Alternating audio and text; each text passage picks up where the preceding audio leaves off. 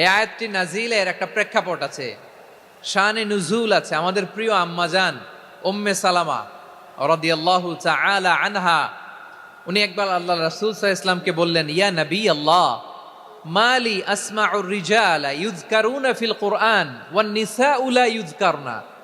নবী হে, এমন কেন আমি কোরআনে দেখি যে প্রায় পুরুষদের কথা বলা হয় কিন্তু নারীদের নিয়ে কথা নাই, পুরুষবাচক শব্দ ব্যবহার করা হয়, নারীবাচক শব্দ ব্যবহার করা হয় না, এর কারণটা কি?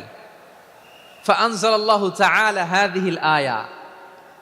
এরপর আল্লাহ তাআলা উম্মে সালামা রাদিয়াল্লাহু তাআলা আনহার এই কথার প্রেক্ষিতে তার এই অ্যাপিল, তার এই আবেদন, তার এই আকাঙ্ক্ষা পূরণের জন্য এই আয়াতটি নাজিল করেন। চিল্লায় পড়েন সুবহানাল্লাহ। যে আয়াতে আল্লাহ তাআলা পুরুষবাচক শব্দের পাশাপাশি নারীবাচক শব্দও ব্যবহার করেছেন।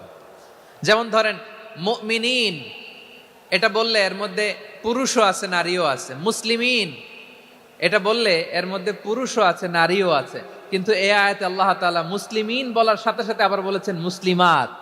ইন্নাল মুসলিমিনা ওয়াল মুসলিমাতি ওয়াল মুমিনিনা ওয়াল মুমিনাতি ওয়াল কানিতিনা ওয়াল কানিতাতি। পুরুষবাচক শব্দের পাশাপাশি আবার এক্সট্রা নারীবাচক শব্দ ব্যবহার করেছেন। আলহামদুলিল্লাহ বলেন।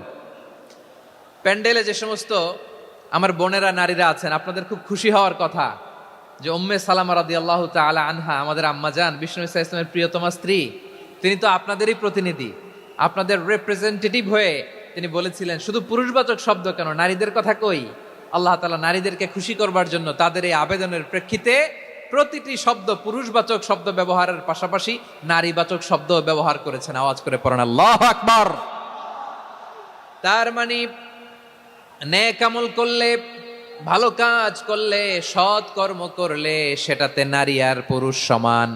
পুরুষ ইবাদত করলে যেই সওয়াব, নারীরা করলেও সেই সওয়াব। পড়েন সুবহানাল্লাহ। That means women has been given extra attention in this verse. Subhanallah, how sensible Islam is and how lucky we are. আমরা কত লাকি।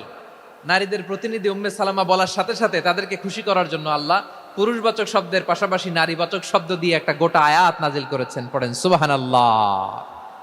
তাহলে আসুন আমরা দেখি কোন 10টি বৈশিষ্ট্য আল্লাহ তাআলা এখানে উল্লেখ করলেন যাদেরকে আল্লাহ তাআলা পছন্দ করেন। আওয়াজ করে আমার সাথে বলেন তো, এখানে কয়টা বৈশিষ্ট্যের কথা বলা হয়েছে? কয়টা? 10টা শুনবেন তো।